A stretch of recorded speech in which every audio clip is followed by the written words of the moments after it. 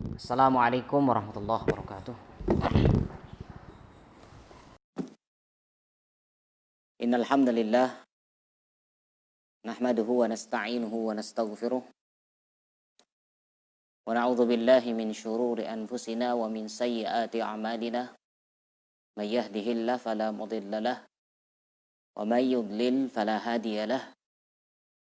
Asyhadu an la ilaha illallah wahdahu la syarikalah. Asyhadu anna Muhammadan abduhu wa rasuluh. Allahumma salli wa sallim ala abdika wa rasulika nabiyyina Muhammadin wa ala alihi wa ashabihi wa man sara ala nahjihi wa ihtada bihadyihi ila yaumiddin. Qala Allah Ta'ala fi kitabihil karim, ya ayyuhalladzina amanu taqullaha haqqa tuqatih wa la tamutunna illa wa antum muslimun. Wa qala aidha, ya ayyuhalladzina amanu kutiba alaikumus siyam kama kutiba alal ladzina min qablikum la'allakum tattaqun. Allahumma anfa'na bima 'allamtana wa 'allimna ma yanfa'una warzuqna 'ilman yanfa'una. Rabbana zidna 'ilma warzuqna fahma. Ma'asyiral muslimin rahimakumullahu jami'an. Dalam pertemuan kita sore hari ini, sesungguhnya pujian itu hanya milik Allah Subhanahu wa taala. Kita memujinya, kita memohon perlindungan kepadanya, kita memohon pertolongan kepadanya, dan kita juga memohon untuk dilindungi dari segala hal keburukan diri kita sendiri, begitu juga keburukan amal-amal kita. Barang siapa yang diberikan hidayah oleh Allah Subhanahu wa taala, maka tak seorang pun dapat memberikan dia kesesatan atau menyesatkannya. Dan barang siapa yang sudah disesatkan oleh Allah Subhanahu wa taala, maka tak seorang pun pula dapat untuk memberikan hidayah kepadanya. Kita bersaksi bahwasannya Nabi Allah Subhanahu wa taala adalah satu-satunya zat yang berhak untuk disembah, yang tidak ada sekutu baginya. Dan kita bersaksi bahwasannya Nabi Muhammad sallallahu alaihi wasallam adalah utusannya. Semoga salawat serta salam selalu terlimpahkan kepada beliau, kepada keluarganya, para sahabatnya, dan seluruh orang-orang yang meniti pada jalannya, yang mendapatkan petunjuk hidayah sunnah ini sampai pada hari kiamat nanti. Ma'asyiral muslimin rahimakumullah, hari ini adalah hari kelima di bulan Ramadan. Ini adalah suatu nikmat dari Allah Subhanahu wa taala. Mudah-mudahan kita mampu menjaga nikmat ini secara baik. Bahkan mudah-mudahan kita berharap seluruh amal ibadah kita, puasa kita, sholat tarawih kita, ataupun ditambah sholat malam kita, kemudian sedekah kita, seluruh amal perbuatan yang baik, tilawah kita, ya, perbuatan yang soleh dan sebagainya, mudah-mudahan ini diterima di hadapan Allah Subhanahu wa taala. Amin ya rabbal alamin. Kaum muslimin dan muslimat yang dimuliakan oleh Allah Subhanahu wa taala dimanapun antum berada, insyaallah hari ini kita akan membahas, ya, mengambil sebuah nasihat dari surat An-Nasr. Yang mana surat An-Nasr ini adalah bahwasannya terdiri dari 3 ayat saja. Yang Allah Subhanahu wa taala berfirman di dalamnya, A'udzu billahi minasy syaithanir rajim. Bismillahirrahmanirrahim. Idza jaa nasrullahi wal fath Wa ra'aitan nasa yadkhuluna fi dinillahi afwaja. Fasabbih bihamdi rabbika wastaghfirhu. Innahu kana tawwaba. Ma'asyiral muslimin rahimakumullah. Jika kita lihat terjemahannya ya secara tafsir, yaitu dengan nama Allah Subhanahu wa taala yang Maha Pengasih dan Penyayang. Ketika datang pertolongan Allah Subhanahu wa taala dan kemenangannya,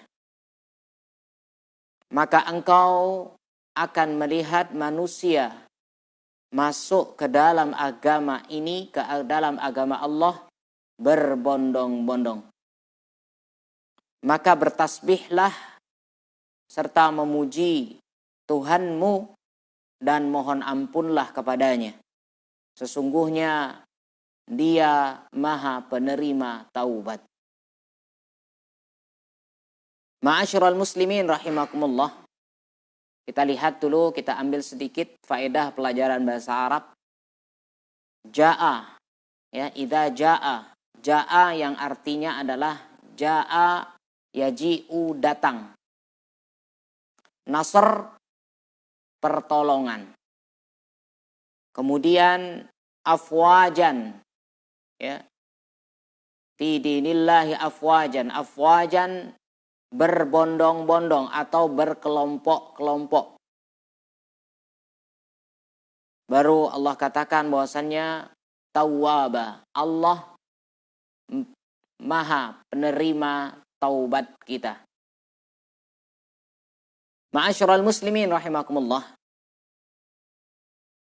Bahwasannya ayat ini kalau kita lihat secara kategorinya dia termasuk madaniyah. Madaniyah yang artinya turunnya ayat ini setelah hijrahnya Nabi SAW. Padahal kalau kita lihat, ya, jadi ayat ini ada yang mengatakan turunnya di Mekah pada saat proses Fathu Makkah. Ada yang mengatakan seperti itu. Ya, ini menunjukkan bahwasannya yang dimaksud dengan madaniyah adalah yaitu ayat-ayat yang turunnya setelah proses hijrah, meskipun nanti tempatnya berada di Makkah. Ma'asyiral muslimin rahimakumullah. Di dalam ayat pertama ini Allah Ta'ala mengatakan idza jaa nasrullah. Ya. Bahwasannya 3 ayat ini, surat An-Nasr ini nazalat, bahwasannya turun di masa-masa, ya, terakhir kehidupannya Rasul sallallahu alaihi wasallam. Ayat ini menunjukkan atau surat ini menunjukkan akan dekatnya ajal Nabi sallallahu alaihi wasallam. Kenapa? Karena ini berbicara tentang kemenangan. Berbicara tentang pertolongan. Artinya bahwasanya Islam saat itu berada pada puncaknya. Ketika Islam itu berada pada puncaknya, pada yang teratas, itu menunjukkan kesempurnaan apa yang telah disampaikan oleh Rasul sallallahu alaihi wasallam. Sehingga Allah tegaskan, al-yauma akmaltu lakum dinakum. Hari ini bahwasanya akmaltu lakum dinakum, aku telah sempurnakan agama kalian. Wa atmamtu alaikum ni'mati. Begitu juga aku telah sempurnakan, ya, nikmatku kepada kalian. Wa raditu lakumul Islam madina, dan aku ridha terhadap agama kalian, yaitu agama Islam. Ketika Islam sudah merasakan posisi puncaknya, Nabi SAW sudah menyampaikan risalahnya secara sempurna. Menunjukkan itu tanda-tanda Nabi SAW akan meninggalkan dunia ini. Maka seorang sahabat Nabi SAW termasuk juga beliau adalah sepupu beliau sallallahu alaihi wasallam, yang bahkan juga dikatakan beliau adalah ulama tafsir dari kalangan sahabat, yaitu bahwasannya Abdullah bin Abbas radhiyallahu anhu, yang mana ketika itu beliau pernah dibawa oleh Umar bin Al-Khattab radhiyallahu anhu, dibawa di kalangan para sahabat yang Masya Allah luar biasa. Artinya orang-orang yang hebat, orang-orang yang ikut perang Badar, ikut dalam peperangan, sahabat-sahabat yang sangat-sangat mulia. Jadi Ibnu Abbas ini masih kecil, artinya ya masih terhitung muda, dibawa sama Umar, ya, kemudian bahwasannya ya, di hadapan para sahabatnya Umar mengatakan bahwasannya, apa pendapat kalian wahai sahabatku tentang masalah ayat idza jaa nasrullahi wal fath sampai habis. Maka sebagian para sahabat mengatakan, ya, ayat ini menunjukkan bahwasannya diperintahkan bagi kita ketika mendapatkan pertolongan dan mendapatkan kemenangan, kita diperintahkan untuk bertasbih dan memohon ampun kepada Allah Subhanahu wa taala. Dan sebagian ada yang mengatakan kami tidak tahu. Ada juga yang memang diam, tidak mengeluarkan kata-kata apapun. Maka Nabi SAW kemudian bertanya kepada Abdullah bin Abbas radhiyallahu anhu. Maka Ibnu Abbas mengatakan bahwasannya surat ini menunjukkan akan dekatnya ajalnya Rasul sallallahu alaihi wasallam. Ketika Allah katakan idza jaa nasrullahi wal fath, yang artinya bahwasanya ketika sempurna ayat ini, maka ini menunjukkan akan dekatnya ajalnya Rasul sallallahu alaihi wasallam. Ya. Makanya Allah perintahkan fasabbih bihamdi rabbika wastaghfir. Beristighfarlah, memohon ampun kepada Allah Subhanahu wa taala. Seakan-akan menunjukkan ayat ini ketika kita berada di usia yang sudah senja, di usia yang sudah tua renta, ya, yang sudah ditunjukkan dengan tumbuhnya uban berwarna putih di rambut kita. Maka ketika ini datang tanda-tanda kematian ini, maka berbanyaklah memohon ampun kepada Allah Subhanahu wa taala. Maka Umar bin Al-Khattab radhiyallahu anhu pernah mengatakan saat itu kepada Ibnu Abbas, sesungguhnya aku tidak pernah mendengar hal ini kecuali dari engkau, wahai Ibnu Abbas. Masya Allah. Ya. Kenapa? Karena sebagian kita ketika mendengarkan ayat ini begitu bahagia. Betul. Ini menunjukkan keimanannya dia. Tetapi ada yang lebih besar daripada itu. Apa itu? Yaitu kematiannya Rasul sallallahu alaihi wasallam sudah semakin dekat. Maka ma'asyiral muslimin rahimakumullah. Inilah yang Allah katakan, bahwasanya yang dikatakan, ya, ini adalah termasuk ayat-ayat yang terakhir. Dan turunnya ayat ini, turunnya surat ini secara utuh. Langsung semuanya. Karena ada sebagian ayat-ayat yang memang turun hanya sedikit-sedikit. Ya, tidak semuanya. Al-Baqarah tidak turun semuanya langsung secara sekaligus. Maka surat ini turunnya secara sekaligus. Dan ini adalah di menjelang kematiannya, wafatnya Rasul sallallahu alaihi wasallam. Kemudian Allah katakan di sini bahwasannya laka ya rasulana fa asbahta tantasiru ala a'darika fi kulli ma'rakatin, bahwasannya ketika engkau wahai Muhammad idza jaa nasrullah, yang dimaksud dengan pertolongan di sini adalah pertolongan yaitu bahwasanya engkau selalu ditolong oleh Allah Subhanahu wa taala dalam setiap peperangan. Ditolong oleh Allah Subhanahu wa taala. Bayangkan ketika Allah seandainya tidak menolong, apa yang akan terjadi? Kenapa? Karena kaum musyrikin ketika mereka berperang, tujuannya hanya satu, untuk membunuh Rasul sallallahu alaihi wasallam. Tapi subhanallah, dengan izin Allah taala, Allah menjaga Rasulnya, Allah menjaga nabinya.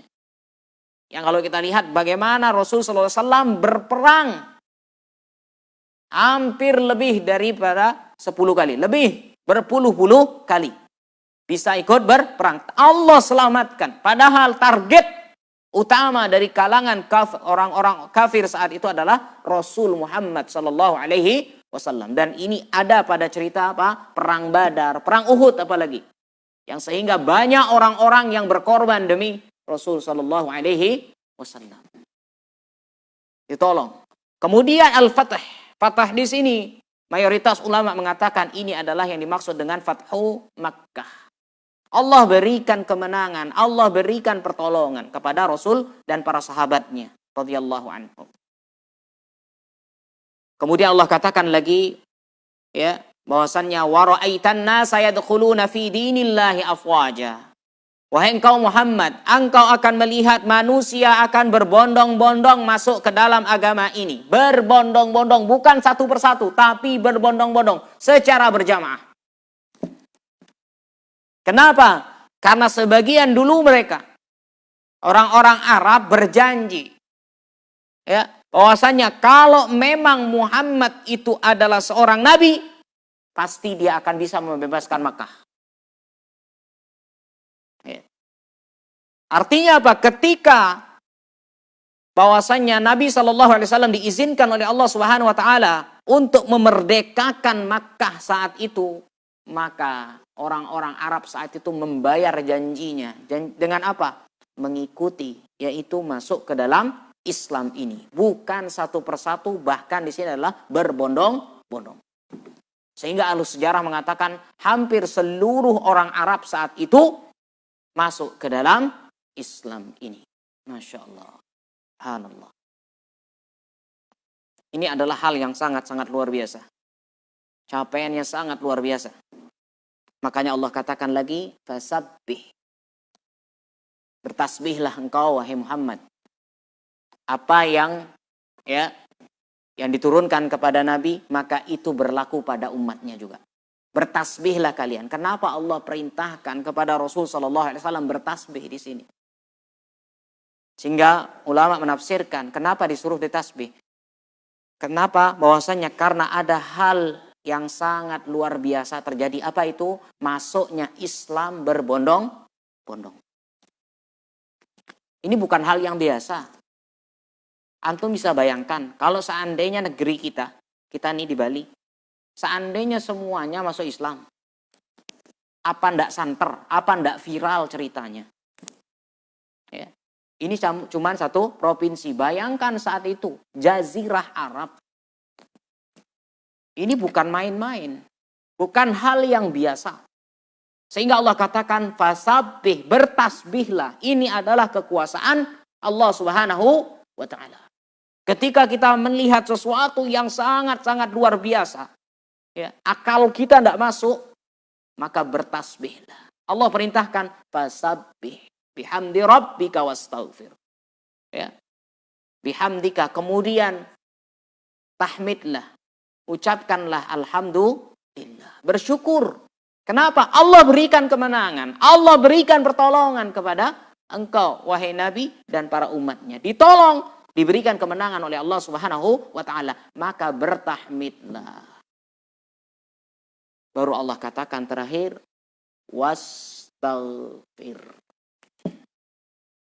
Subhanallah. Allah perintahkan untuk istighfar. Ada apa ini? Tasbih, tahmid, terakhir istighfar. Ada apa? Kok disuruh istighfar? Ya. Sehingga banyak ya para ulama tafsir mengatakan bahwasannya, jadi kenapa Rasul Shallallahu Alaihi Wasallam disuruh beristighfar di sini? Ya, ada ulama yang mengatakan bahwasanya Nabi Shallallahu Alaihi Wasallam merasa amalnya masih kurang, makanya beliau beristighfar.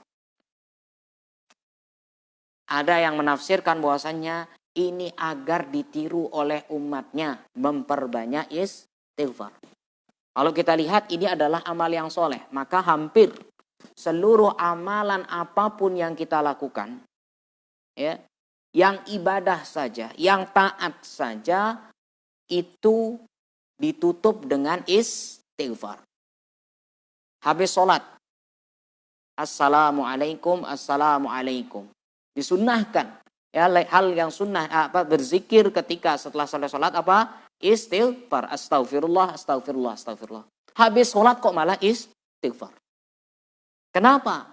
Yang salah satu ulama bahwasanya para ulama sebagian mengatakan ini menunjukkan bagaimana ketika kita salat melaksanakan ibadah, melaksanakan ketaatan, kita tidak bisa sempurna melaksanakannya. Kita bisa lihat Allahu Akbar ketika kita salat.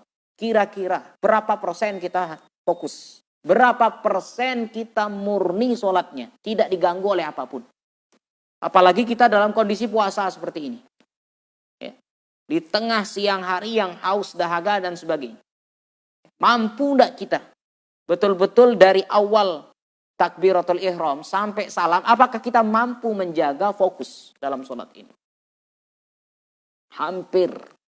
Hampir ketika kita melaksanakan ini, Masya Allah. Baru takbir, Allahu Akbar, sudah mikir yang lain. Apalagi kalau barang hilang, insya Allah ketemu di sana. Ya. Tengah hari, pikirannya cari yang segar-segar, cari yang pelepas dahaga. Sehingga setelah itu kita disunnahkan untuk beristighfar. Haji pun begitu. Allah katakan summa afidu min haitsu afanun nas wastaghfirullah. Ketika selesai proses haji Allah perintahkan istighfar. Memperbanyak istighfar. Setelah tahajud begitu juga Allah katakan istighfar. Ini taat. Apalagi dalam hal yang dosa. Apalagi dalam hal perbuatan yang buruk, istighfar. Dalam ketaatan kita istighfar, apalagi hal-hal yang di luar daripada itu semuanya. Maka Allah perintahkan wastaghfir, beristighfarlah. Karena segala sesuatu yang kita lakukan ketika dia ibadah tidaklah sempurna. Ya, kalau tidak ada pertolongan Allah tidak mungkin. Kalau dia hal yang keburukan, istighfarlah. Allah katakan innahu kana tawwaba.